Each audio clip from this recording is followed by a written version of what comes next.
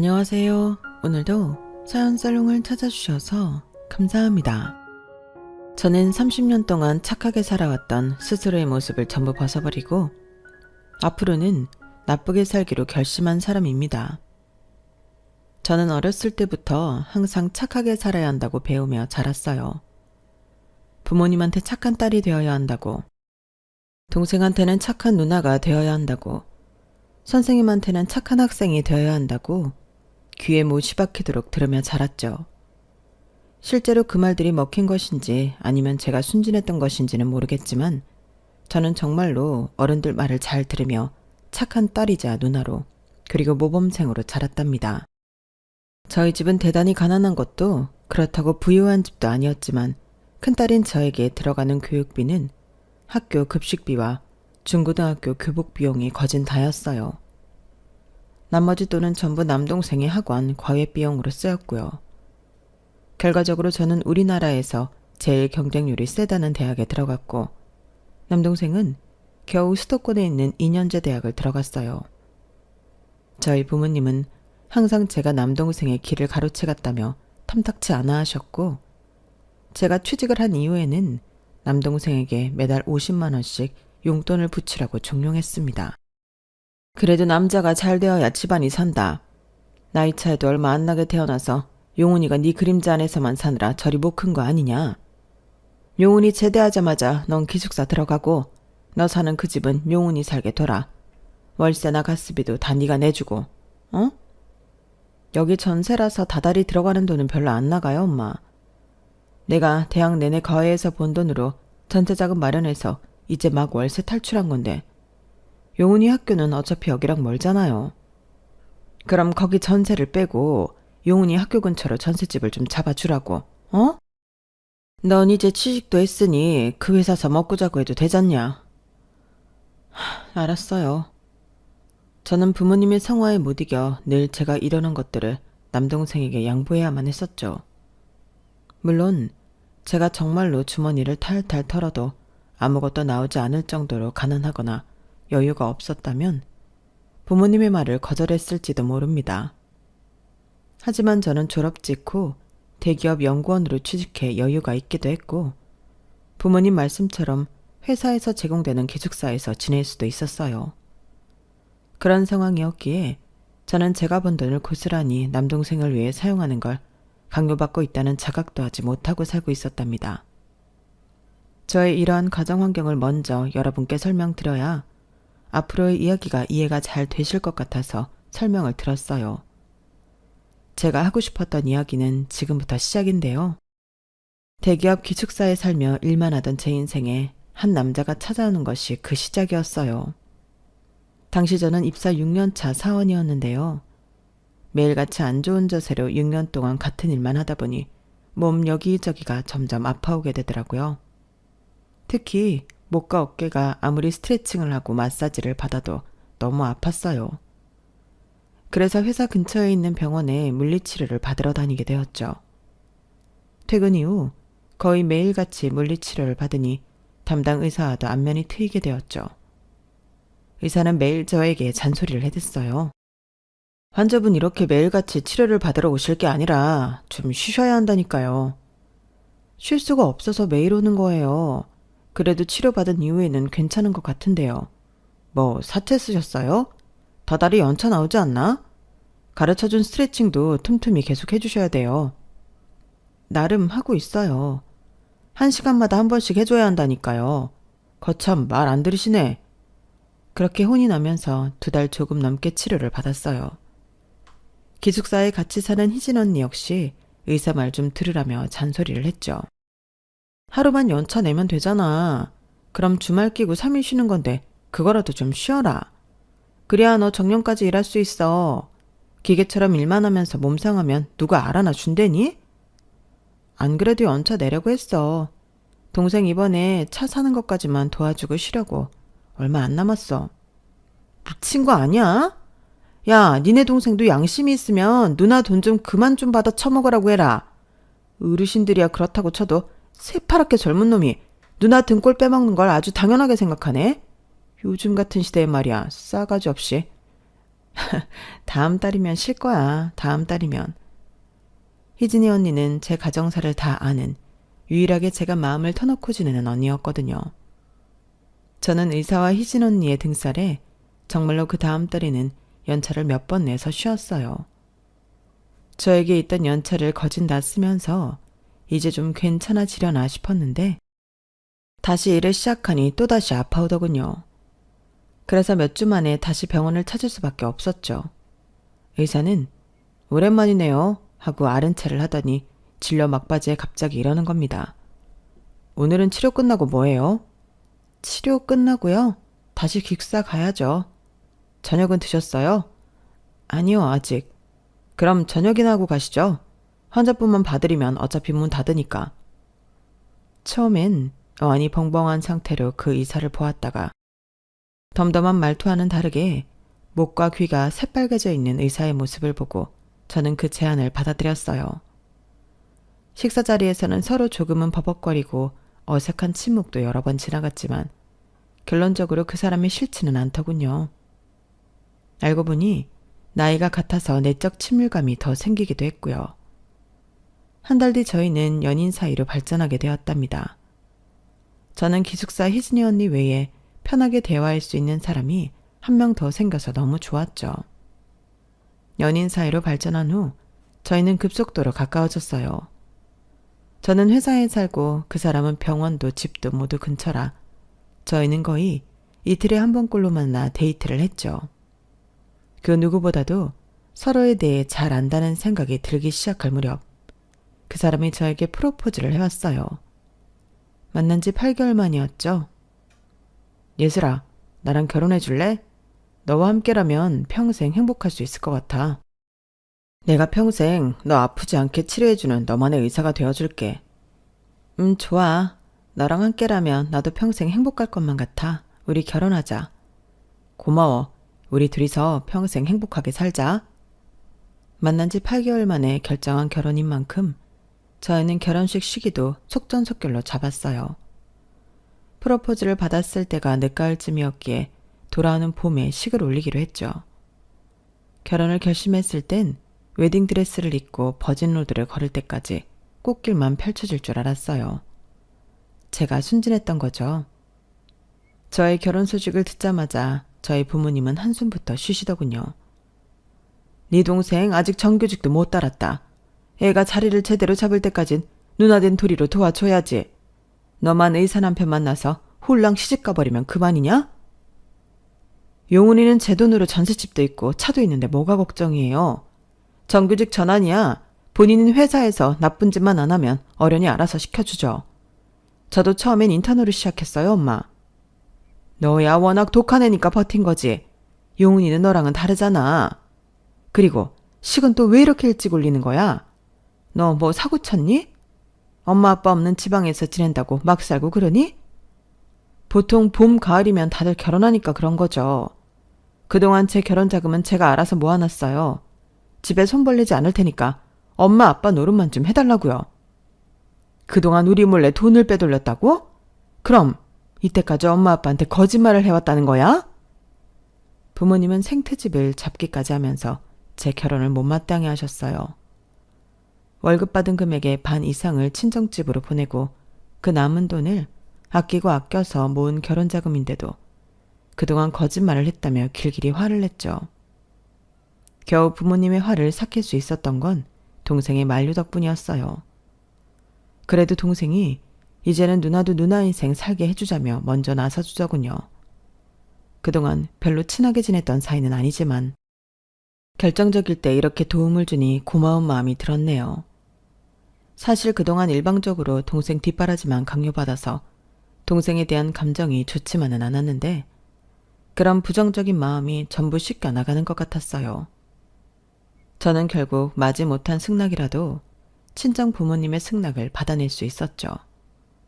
하지만 산 넘어 산이라더니 저희의 결혼을 못마땅하게 생각하는 사람이 또 나타난 겁니다. 바로 그 남자의 어머니, 제 예비 시어머니였죠. 처음 인사를 드리러 간 날 예비 시어머니는 시종일관 도끼 눈을 하고 저에게 질문 세례를 퍼부었어요. 저기 산업단지에서 일한다지? 대기업이면 뭐 집도 엄청 좋은 데 있고 그러니? 아니요. 저는 회사 기숙사에서 지내고 있어요. 시설이나 직원 복지는 잘 되어 있는 편입니다. 뭐, 기숙사? 너희 부모님은 딸내미가 회사 기숙사에 처박혀서 일해도 신경 안 쓰는 모양이구나. 현승이 통해서 대충 듣긴 했다만 이렇게까지 집에서 내놓은 자식일 줄이야. 엄마, 내가 언제 그렇게 말했어요. 맏딸 노릇을 맡아서 한다고 했잖아요. 그래, 남의 집안 살림미천 내가 거두게 된 상황이라고. 너희 부모님은 그래서 어디 사신다고? 부모님은 서울에 계세요. 동생도 거기서 직장 다니고 지내고요. 저 혼자만 내려와서 지내는 거예요. 시집 자금으로 얼마나 해준다던? 엄마, 넌 조용히 하고 있어. 결혼은 다 현실이야, 현실. 서로 어떤 상황인지는 알고 살림을 합쳐도 합쳐야 할 것 아니야. 부모님은 따로 말씀하신 거 없으세요. 저희 부모님 이제는 두 분 다 경제활동을 안 하셨어요. 대신 제가 직접 제 결혼 자금을 모아왔어요. 지금까지 8천만 원 모아왔습니다. 뭐? 8천? 그거 가지고는 결혼식 끝나고 뭐 남지도 않겠네. 너희 부모님 뭐 어디 아프시니? 돈도 못 벌고 있으시게. 왜? 네가 맏딸 노릇 안 한다고 하니까 돈도 안 대주신다던? 예비 시어머니의 날선 질문들이 하필이면 제 상황을 너무 정확히 내다보시는 말들 뿐이라 저는 뭐라고 제대로 된 변명도 못하고 있었어요. 난처한 제 안색을 보더니 예비 시어머니는 그럴 줄 알았다는 듯 콧방귀를 끼시며 아유, 데려온다는 며느리가 뭐 하나 번듯한 것도 없고 하고 혀를 차셨죠. 분위기가 더 안 좋아지기 전에 예비 남편은 얼른 자리를 마무리해버렸어요. 그리고 다음날 저에게 전날 일에 대해서 사과를 하더군요. 어제는 우리 엄마가 많이 불편하게 했지? 미안해. 다음부터는 그러지 말라고 내가 어제 잘 얘기했어. 고마워. 어제는 나도 많이 당황스럽긴 했어. 어머님이 날 너무 마음에 안 들어 하시길래. 우리 결혼은 그대로 하는 거 맞아? 그럼 당연하지. 우리 엄마는 너무 신경 쓰지 마. 결국 같이 살게 되는 건 나잖아. 내가 정말 잘해줄게. 알았어. 너만 믿을게 그럼. 전날 예비 시어머니를 보고 괜히 결혼했다가 고된 시집살이를 살게 될까 두려워하고 있던 저는 예비 남편의 말을 듣고 그 사람을 한번 믿어보기로 했어요.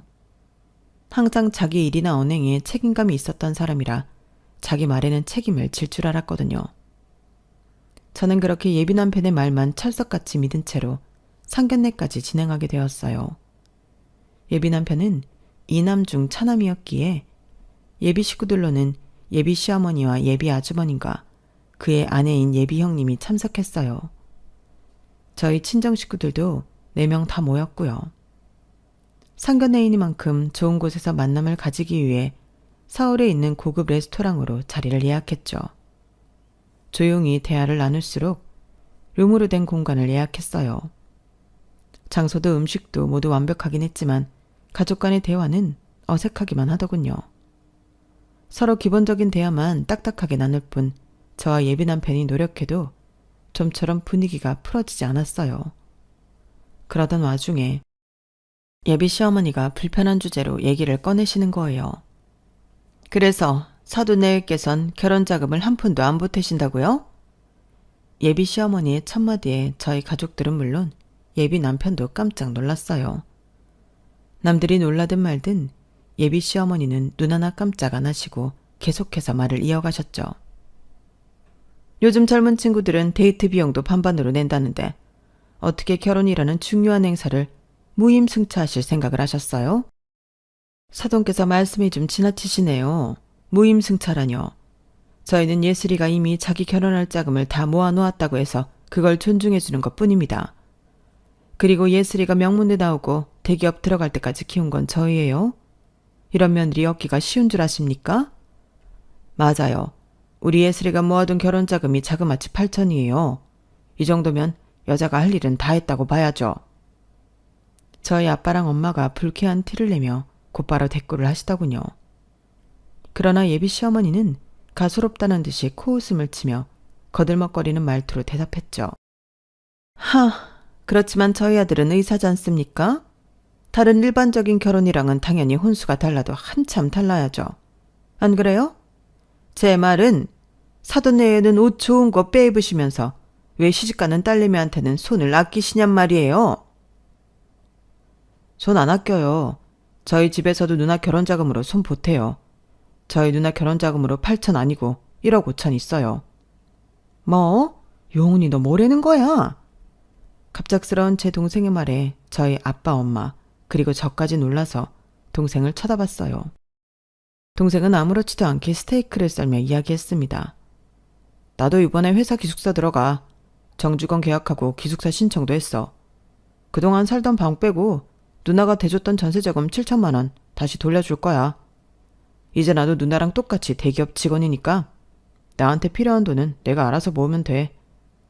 동생의 말에 저희 부모님은 두 분 다 아무 말씀도 안 하셨고 예비 시어머니도 입을 삐죽거리며 눈알만 굴릴 뿐 별말은 하지 않았어요. 눈치만 보고 있던 예비 남편이 이때다 싶었는지 하하 웃으며 끼어들었죠. 우리 처남이 이렇게 속이 깊네요.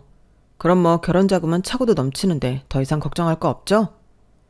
예비 남편은 과장되게 넉살 좋은 말투를 쓰면서 대화 주제를 다른 걸로 넘겼어요.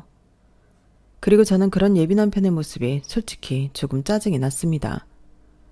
결과적으로는 우리 가족한테만 혼순이 뭐니 떠들어대고 정작 예비 시댁에서는 뭘 얼마나 지원해줄지 한마디도 안 한 거였으니까요.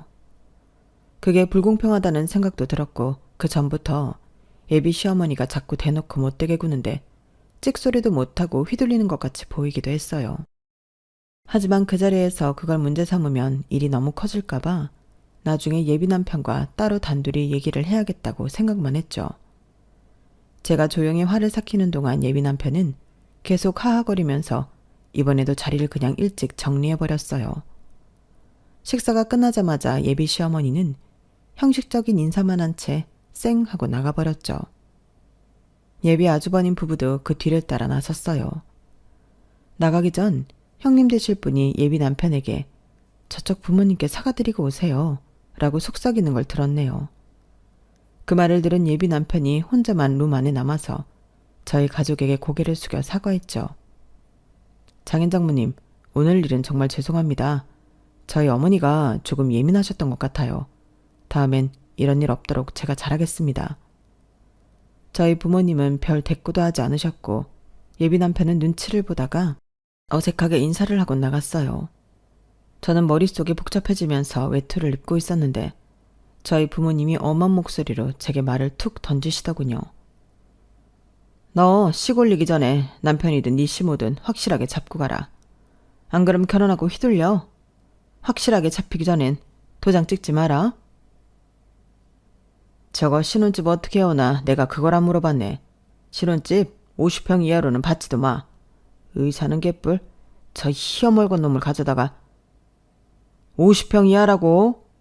그 지역 아파트라고 해봤자 별값도 안 나가는데 그 와중에 평수 아끼려 들면 의사고 뭐고 가차없이 내치라 이 말이야. 엄마, 아빠, 누나 등골 좀 그만 빼먹어. 조용히 듣고 있던 동생이 한 소리 하자 엄마는 그 말이 끝나기가 무섭게 동생 등을 찰싹 때렸어요. 네가 빨리 차라리 잡았으면 됐지. 네 누나는 대학도 한 학기 조기 졸업하고 대기업도 한 번에 들어갔다고. 뭐 이제 정직원 됐다니까 예슬이한테 우리도 뭐. 너 아니면 손 벌릴 것도 없다.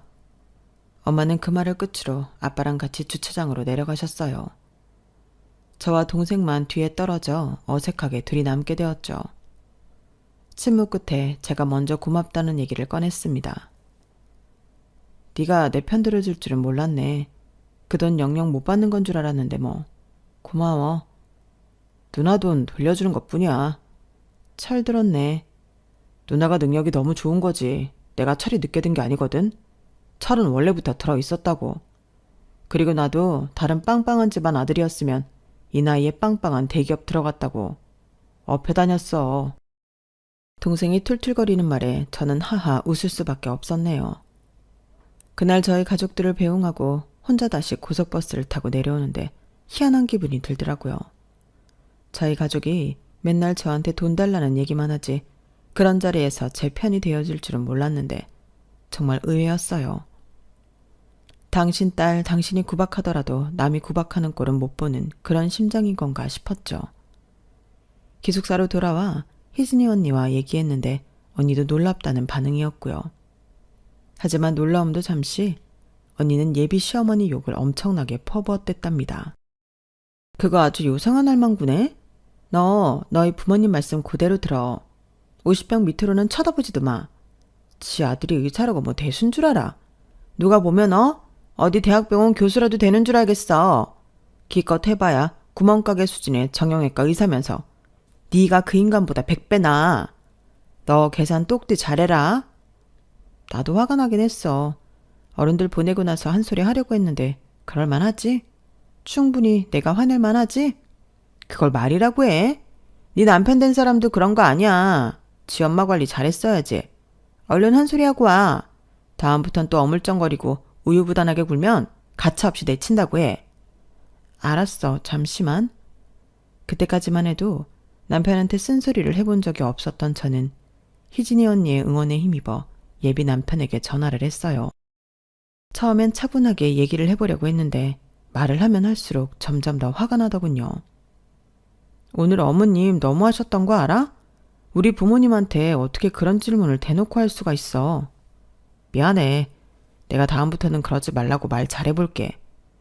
다음엔 결혼 얘기할 때 의사 집안이라는 말 좀 그만하라고 말씀 좀 드려줘.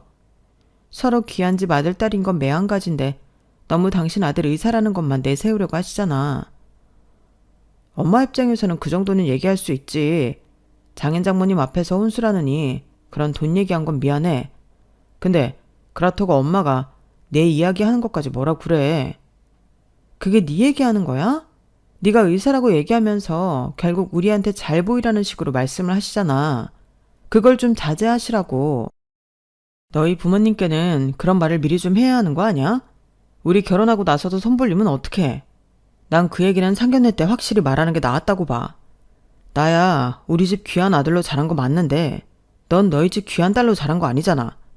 그냥 ATM기 취급받고 있던 거 아니었어? 남편의 말에 저는 한동안 아무 말도 못했어요. 그동안 제 마음속 깊은 곳에 있었던 얘기를 다 털어놨더니 이런 식으로 저에게 상처를 줄 줄은 꿈에도 몰랐죠. 너무 큰 상처를 받고 제가 아무 말도 못하고 있자 예비 남편이 다시 입을 열었어요. 자꾸 나한테만 우리 엄마 단속하라고 화내는 거 솔직히 내 입장에선 좀 어이없어. 내가 노력하는 만큼 너도 너희 부모님 단속 잘해야 하는 거 알긴 하는 거지? 결혼하고 나면 친정으로 매달 돈 보내는 짓 그만둬. 그거야말로 내가 알아서 할 일이야. 아까 용훈이가 하는 말 못 들었어? 이제 자기가 알아서 살겠대잖아. 그동안 뒷바라지했던 돈도 돌려주고 우리 가족은 더 이상 나한테 손 벌릴 일 없다고 이미 얘기한 상태야. 그러는 너는 너희 엄마한테 더 이상 나나 우리 가족한테 막말 안 하겠다는 말이라도 받아냈니? 내가 얘기한다고 했잖아. 어떻게 그런 걸 한 번에 바꿔. 언어 습관은 차차 줄여나가는 거지. 너한테 손 안 벌리겠다고 했으면 됐어. 일단은 시간이 늦었으니 나중에 얘기해. 그렇게 전화가 끊어진 뒤 저는 그 자리에서 눈물을 뚝뚝 흘리며 울었어요. 제 상처를 아무렇지도 않게 건드리면서 본인의 잘못에 대해서는 변명만 하는 예비 남편한테 엄청나게 실망을 했죠. 뜬 눈으로 밤을 지새우고 그 다음 날도 또 그 다음 날도 그날 밤에 했던 통화 내용이 잊혀지지 않았습니다. 정신이 딴 데 팔려 있으니 회사에서도 전처럼 집중을 하지 못하고 자꾸만 실수를 하다가 영국 과장님께 한 소리 듣기까지 했죠. 불행 중 다행이라고 해야 할까요? 저희 우울한 날들은 딱 3일 동안만 유지되었어요. 상견례가 있던 그날이요. 단 3일 만에 예비 시어머니에게서 연락이 왔거든요. 저와 단둘이 만나서 얘기할 게 있으니 저녁에 만나자고 말이죠. 저는 대체 왜 단둘이 만나자는 건지 알 수가 없어 실제로 예비 시어머니를 만나기 전까지 엄청나게 긴장을 했어요. 저희 두 사람은 회사 앞 카페에서 만나게 되었는데요. 카페 안으로 들어오는 예비 시어머니의 표정은 한없이 무서웠죠. 저는 긴장된 마음을 들키지 않고 이번에는 당하고 있지 않겠다는 생각으로 정신을 바짝 차리고 예비 시어머니를 맞이했답니다. 오셨어요, 어머님? 그래, 일단 커피부터 내오거라. 난 시원하고 안단 걸로. 절 쳐다도 보지 않고 자리에 앉으며 아주 당연하다는 듯 커피를 시키는 모습에 대화가 참 쉽지 않겠다는 직감이 들더군요. 일단 카페에 왔으면 커피를 시켜야 하니 그때까지는 저도 고분고분 시키는 대로 했어요. 퇴근 이후 시간이라 카페 안은 예상외로 굉장히 붐볐고 주문한 커피도 조금 오래 걸린다고 하더군요. 자리로 돌아오니 예비 시어머니는 기다렸다는 듯이 말을 꺼내기 시작했죠. 그래, 너희 부모님은 잘 타일렀니? 저번에 서울에서 있었던 일은 내가 그냥 지나가주기로 했단다. 내가 너희 부모님을 잘 타이르기만 했다면 말이야. 원래 딸 시집 보내는 부모들은 큰 소리 안 내는 법인데 그날은 너희 가족 모두가 달려들었잖니? 뭐라고요? 저희 부모님은 잘못 말씀하신 거 하나도 없으세요. 제가 저희 부모님 타일러야 할 내용은 하나도 없었다고요. 자, 오지간 너 시집 보내고 나면 손 안 벌리겠다는 얘기는 잘 했냐는 거야. 결혼자금으로 뭐 7천만 원 대준 거면 그날 큰 소리 낸 건 너그럽게 넘어가 줄 수가 있다. 하지만 출가 외인 신분이 된 네가 아직도 본인들 살림 미천인 줄 착각하면 곤란해? 그럴 일은 없어요. 없으니까 안심하세요. 일단은 두고 보면 알겠지. 지금이야 네 말 믿는 수밖에 더 있겠니? 아, 그 문제는 그쯤 하면 됐고 일단 이거나 받아라. 이게 뭐예요? 예비 시어머니는 가방 속에서 A4 용지 한 장을 꺼내 저에게 던져주셨어요. 상등분으로 예쁘게 접혀있는 종이를 펼치자 조잡하게 만들어진 자료가 하나 나왔죠. 그 안에는 그 지역 중심가에 있는 아파트에 관한 정보와 벤츠 모델에 대한 정보가 적혀 있었어요. 제가 어이가 없어서 이게 뭐냐고 물어봤더니 예비 시어머니가 하는 말이 아주 놀랄 노자였죠. 너 일한다 어쩐다 해서 바쁜 거 아니? 내가 친히 이렇게 만들어 왔다. 그게 너희 신혼집이랑 차가 될 거야. 아파트 이름만 알려줬다고 제일 후진 평수로 들어가는 그런 얍삽한 짓은 안 하겠지?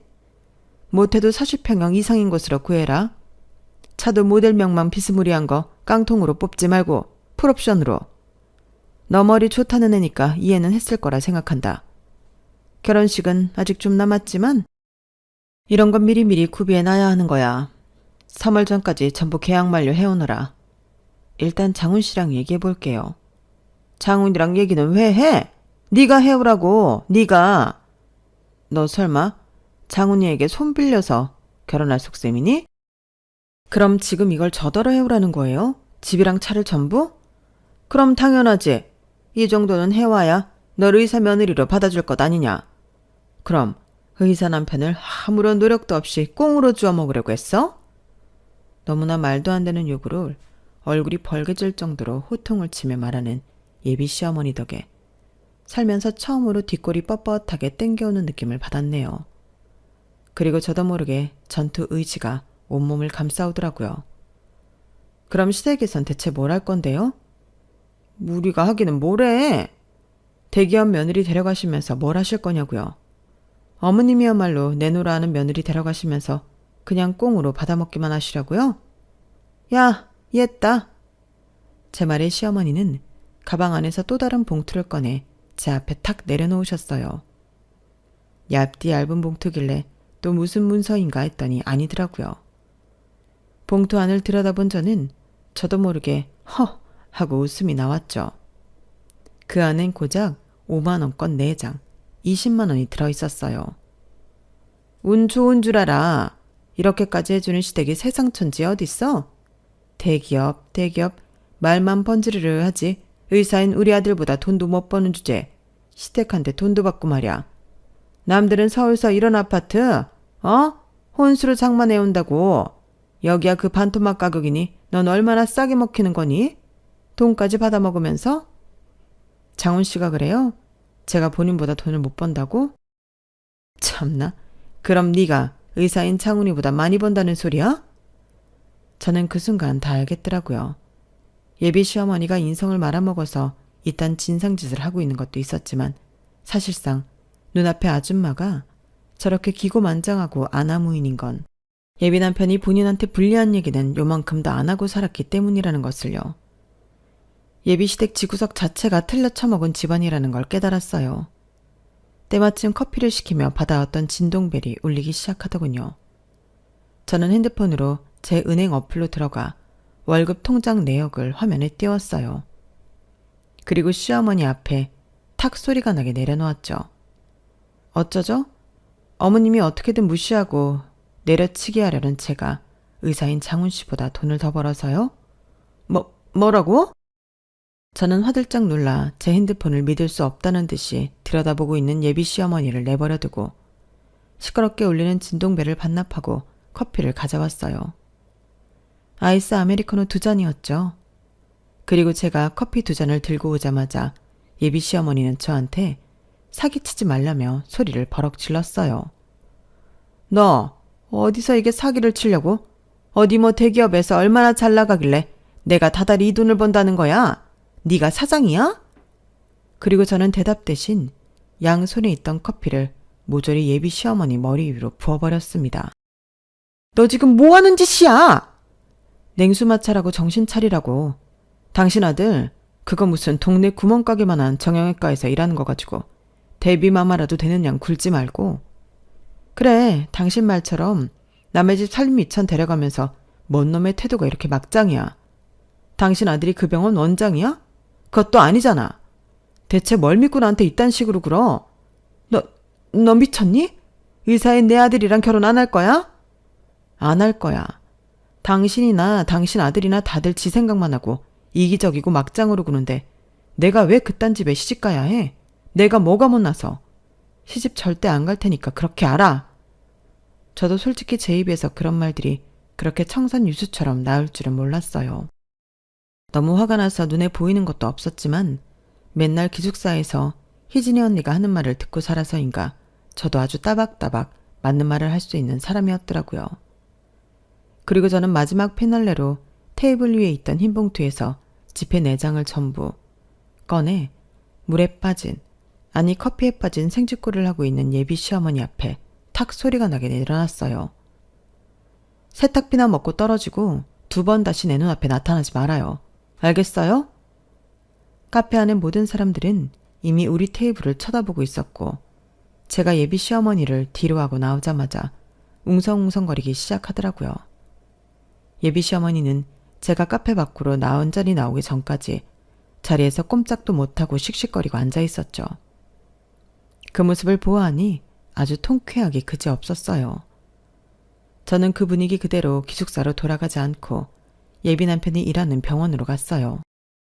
병원은 문을 닫기 직전이라서 치료를 받고 있는 마지막 손님들 몇 분만 있을 뿐 안내데스크 직원들은 퇴근 준비를 하고 있더라고요. 들어가니 제 얼굴을 아는 간호사 한 분이 예비 남편을 불러왔어요. 무슨 일이야? 연락도 없이 찾아오고. 방금 너희 엄마 만나고 오는 길이야. 나한테 무슨 아파트랑 차를 내오라고 하더라? 근데 예비 남편은 그 말을 듣고도 의아하다는 듯이 그래서 왜 왔냐는 표정으로 되물어보더군요. 저는 제 직감이 틀리지 않았다는 걸 알고 파혼하겠다는 마음을 굳혔어요. 근데? 니네 엄마가 나한테 의사인 너랑 결혼하려면 아파트 40평에 벤츠 끌고 오라고 했다는데. 근데? 그게 할 말이냐? 왜 또 우리 엄마 가지고만 난리야. 그래서 너는 뭐라고 했는데? 내가 뭐라고 했냐고? 너랑 결혼 안 한다고 했다. 상견례 때도 그놈의 의사아들 거리면서 우리 집에 혼수를 내놓으라 마라 할 때부터 알아봤어야 하는 건데. 너는 그런 와중에 나한테 거짓말을 계속해왔더라고? 뭐? 너희 엄마를 타일러? 웃기지 마. 너희 엄마가 내가 너보다 돈 많이 버는 사실도 모르고 계시더라고. 넌 너한테 유리한 소리만 너희 엄마한테 하지? 야, 결혼을 안 하면 안 하는 거지. 왜 남의 엄마한테 쓸데없는 소리를 해? 너 그렇게 구라쳐서 돈 많이 버는 여자랑 결혼하려고 했니? 시집살이는 시집살이대로 시키면서? 돈만 많이 벌면 뭐해? 그래봤자 네가 집이 있어 차가 있어. 난 의사라는 타이틀이라도 있지. 그럼 너는 여자애가 시집 오면서 조금도 시집살이를 안 하려고 했단 말이야? 엄마가 아쉬운 소리 조금 했다고 이렇게 결혼을 엎어? 저는 예비 남편이 말을 끝내자마자 있는 힘껏 그 인간의 정광이를 발로 차버렸어요. 예비 남편은 악소리를 내며 정광이를 부여잡고 아등바등하다가 안내 데스크에 이마를 부딪히고는 발라당 뒤로 넘어져 버리더군요. 놀랍게도 예비 남편이 널브러지자 그때까지 저희 대화를 물리치료실 문 앞에서 듣고 있던 할머니 환자분들이 은근슬쩍 예비 남편을 다 밟고 지나가시는 거였어요. 사람 넘어진 거 안 보여요? 아휴, 나이가 드니 눈이 침침해서 쓰레기인지 사람인지 구분이 영. 어머, 쓰레기? 아니 의사 양반을 모르고 밟았네. 웃음이 터질 뻔한 걸 참고 저는 마지막으로 예비 남편에게 으름장을 놓았어요. 어쨌든 너 같은 인간이랑은 1초도 더 같이 못 있겠으니까 파혼하고 오늘 이후로는 2번 다시 내 눈앞에 나타나지 마. 알겠어? 사람 살살 속여가면서 지 편한 대로만 부리려는 못돼 처먹은 인간아. 내 눈앞에 한 번만 더 그 얼굴 들이밀면 다음엔 정강이가 아니라 얼굴을 걷어 찰 줄 알아. 마무리를 확실하게 지은 후 저는 그 망할 놈을 뒤로하고 기숙사로 돌아와 버렸습니다. 제 결혼이 엎어진 건데도 아주 속이 다 후련하더라고요. 기숙사로 돌아와 그날 있었던 일을 얘기하니 희진이 언니는 아주 손뼉을 치며 잘했다고 칭찬을 해주었어요. 저는 한 사람에게만 제 이야기를 했을 뿐인데 다음 날이 되니 온 연구실 사람들이 제 이야기를 다 알고 있더군요. 심지어 며칠이 지나고 나니 동네 사람들도 전부 제 이야기를 알게 되었어요. 예비 남편의 병원에는 나이든 환자들이 전부 예비 남편의 이름 석자를 대며 그 의사에게는 진료를 받지 않겠다고 거부했고 며느리한테 혼술합시고 집이며 차며 전부 해오라던 악덕 시어머니가 어디서는 누구인지 온 동네가 다 알았다고 하더군요. 그런 이야기를 들으니 저도 기분이 솔직히 좋았던 건 사실입니다. 나쁜 짓을 한 만큼 벌을 톡톡히 받게 된 거니까요. 그리고 저는 결혼이 엎어진 후에 완전히 달라진 삶을 살게 되었어요. 저에게 아주 당연하다는 듯이 뭘 요구하거나 부탁하는 사람들에게 더 이상 네네만 하진 않았죠. 저의 달라진 모습에 그간 은근히 저를 무시했던 동료들도 절 더 이상 함부로 대하지 않았어요. 또 저희 가족들도 마찬가지였어요. 제 결혼이 파토났다는 말에 부모님이 그럼 동생의 전세금 7천만 원은 어떻게 되는 거냐며 넌지시 물어오시더라고요. 저는 단칼에 제가 다 가져올 거라고 대답했고요. 전과는 다르게 똑부러지게 이야기를 하니 부모님도 이제는 저를 예전처럼 대해주지 않고 있답니다. 그동안 제가 너무 저 스스로를 챙기지 못하고 산 것 같아 앞으로는 제 자신을 더더욱 잘 챙기고 위하며 살아가려고요. 그리고 언젠가 이런 저를 존중해주는 남자를 만나게 된다면 그런 남자와는 결혼을 올릴 생각이랍니다. 저의 이야기는 여기까지예요. 미움받을 용기를 낸 저 응원해주세요. 항상 건강하시고 행복하세요. 여러분, 사연 댓글에 응원과 현명한 조언 부탁드려요. 좋아요와 구독은 저에게 큰 힘이 됩니다. 오늘도 좋은 일 가득하세요.